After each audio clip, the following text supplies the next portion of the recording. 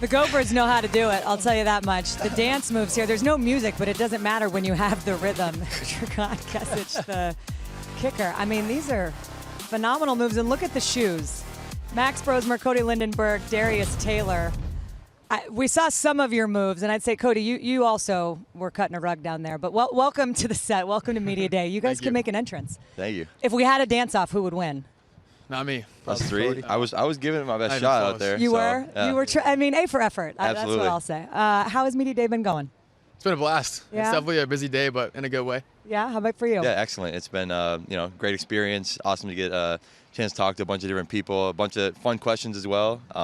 Something that definitely pushes the limits of different. So it's been fun. What's the weirdest question you've gotten today? Probably like how heavy is the football? Oh, yeah, that stumped a lot of people. What did you have an answer? Yeah, I said like 30 ounces, but I was completely wrong.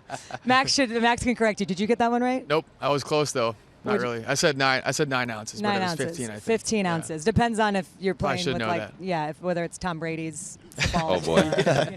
There you go. Welcome to the Big Ten. I'm excited. I know a lot of Minnesota fans are so excited that they got you out of the portal, and the jump from FCS to the Big Ten will not be insignificant. But just first, let's start with why PJ Fleck and why Minnesota? Yeah, for me, I'm a big culture guy. I've always been really high on family and culture. When I got to Minnesota and I met the captain's council, met the older guys, I felt that I meshed with them right away. Cody was in the room with me, and he was actually my host on my visit. We've been tight ever since, and I felt that once I met my family, I would make my decision. I met my family here.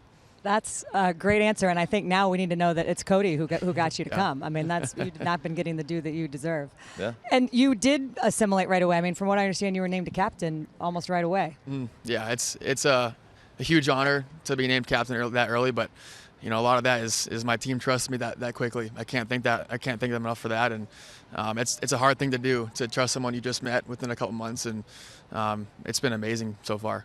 And I'll ask both of you from your perspective again. I mean, the quarterback is often one of the biggest leaders and biggest voices in a locker room. And when you have somebody come in new, all programs across the country are, this is becoming a more normal thing. But how has the adjustment been, and what do you think he brings to this team?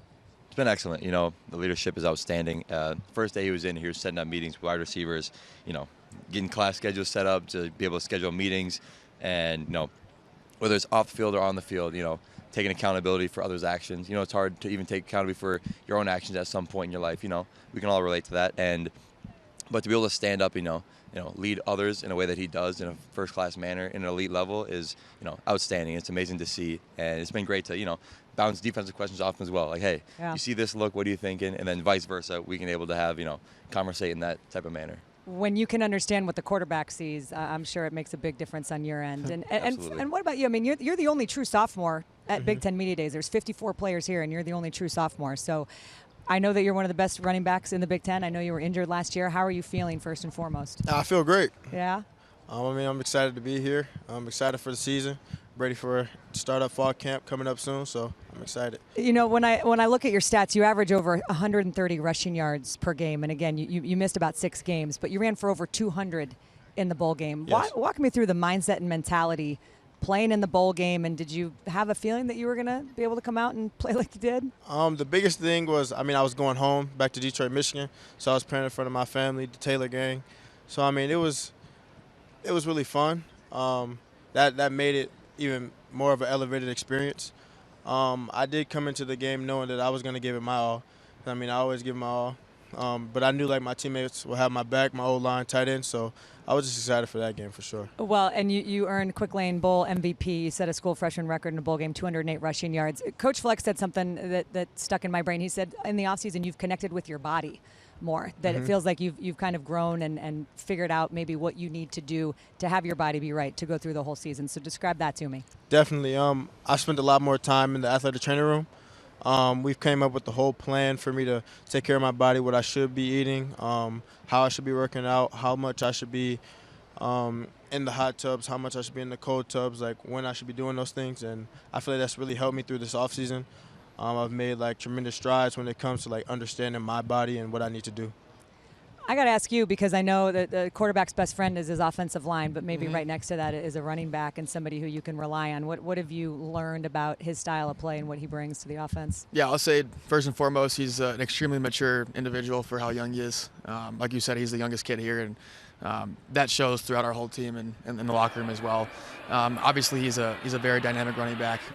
He's extremely fun to practice with, and the best part is he just loves to do it, which is the reason I love to hang around him.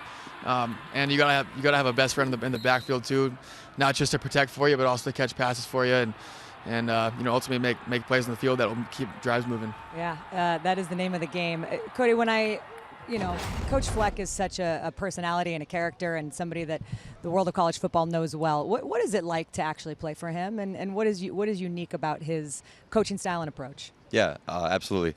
Within Coach Fleck's culture, within his system, it's not just about football each and every single day. It's a life program. It's a developmental program. So, he cares about us academically, athletically, socially, and spiritually. So it's not win at all costs. It's, hey, you're going to go to school, you're going to sit in the first 2 rows, and you're going to wear a college shirt. You're going to go to tutoring, you're going to make sure that you're getting good grades. And it's not just, hey, you're going to get grades so you can play. It's you're going to go to tutoring and make sure that you're doing your absolute best. If your best is a B+, a C+, that's good.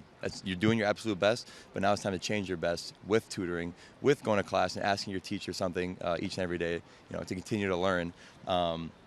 It's making sure that we spend time with our family, making sure that we spend time with our friends, making sure that we're, connecting with those around us. We talk about a dangerous team is, a connected team. And that's allowing yourself to know those around you, know those in the locker room. Because, hey, if I don't know somebody, maybe I'm less apt to listen to them for a coaching point or, a tip here and advice there. And it's maybe saying, hey, I know this guy learns better if I sit him down and maybe write something on the board for him, learn him that way. Or maybe, hey, this guy can handle if I'm a little more stern with him. That's the way he, prefers to be coached, prefers to take advice.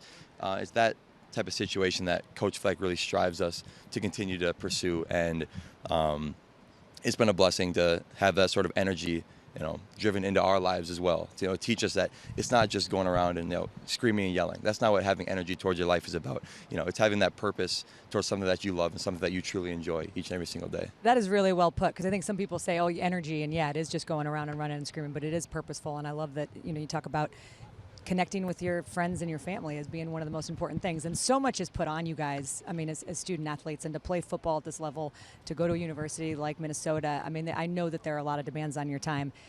One of those is learning a new defensive system. You guys have a new coordinator this year in Corey Heatherman. How has that transition gone? And tell us what we can kind of expect to see on that side of the ball. Absolutely. It's been great. With change, a lot of people, consider change a hard thing, which it is. Change is hard, but it's not a bad thing.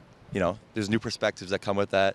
There's new viewpoints, new philosophies, and that's something that you can definitely expect with Coach Heatherman. And it's been great to just, sit down, have conversations with him. He's very open, very, you can have a conversation with him about something outside of football. When the whole Timberwolves run was going on, even like he's a big Celtics fan. He's from Massachusetts, so able to, joke around, have fun with that.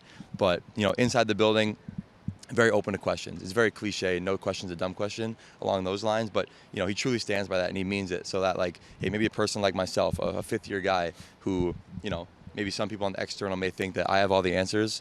I don't know everything. I still have questions each and every day, but he's open enough and, honest to where, hey, you guys can ask me any question and I'm going to give you a straight up answer. So I feel comfortable and everyone else feels comfortable asking those type of questions to get clarity. And then, that clarity on the field is going to allow us to play faster, so on and so forth. Because as soon as you have to think on the field, you're a step behind. At this Big Ten level, especially the level, coming to the NFL, if you're a step behind, you're not going to get there. So I just couldn't be more appreciative of the way that he goes about teaching us, the way he helps us to learn. And, it's not just one learning style. Everyone learns differently, and he understands that, and he fully leans into that. Darius, one of the things that Coach Fleck mentioned on the podium today was just how much you've overcome in your life and everything, all of the obstacles to be sitting where you are right now and representing Minnesota and having the season you had, even though you were injured, and what is ahead of you. How would you describe your journey to get here? I would describe it as just like perseverance. I never really let the things that I've been through affect how I act or like what I want to do. I just want to be like a role model for my siblings and just the people from my community, just that no matter what circumstances you're in, you can do whatever you want to do. I've overcome certain things and that that shows that like anybody can do it. I feel like if you have somebody there that's supporting you, like I had, and my grandmother Carletta and my auntie Shanika, that like, I mean, you can do whatever you want. Like I had coaches that were helping me. It could be a coach, it could be a parent, it could be a random family member. Honestly, like it can be anybody to help you. As long as you have somebody believing in you, I feel like you can do whatever you want to do. And sometimes if you don't have somebody that's there believing in you, if you believe in yourself, you can really make things happen no matter what your circumstances are. I love that so much. And it is important, I think, to understand and acknowledge all the people that helped every one of us get to where we are right now. For you, you've had a lot of experience. If you could go back and tell your 18-year-old self something, maybe give him a piece of advice, what would it be? Take a breath. Yeah. I still am.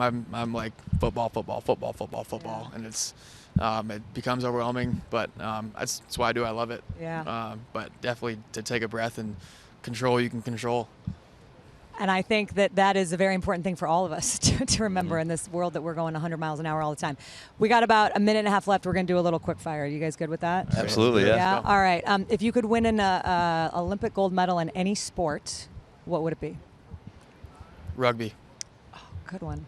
I said track earlier, but learning now that surfing is going to be a new Olympic sport, I think that would be absolutely amazing. These are the best answers so far. I say wrestling or Greco-Roman wrestling. Greco-Roman. I Yeah. don't know the difference. What's the difference? So Greco-Roman is all throws, so overhead toss, and then I did folk style in high school, so that was what you would traditionally know for a high school wrestler. Amazing. Okay, those are the three most eclectic answers that I've gotten. I'm going to go, if you could be an animal, what would you be? Definitely a chimpanzee. A chimpanzee. Why? Mobile, can Yeah. fly around the trees.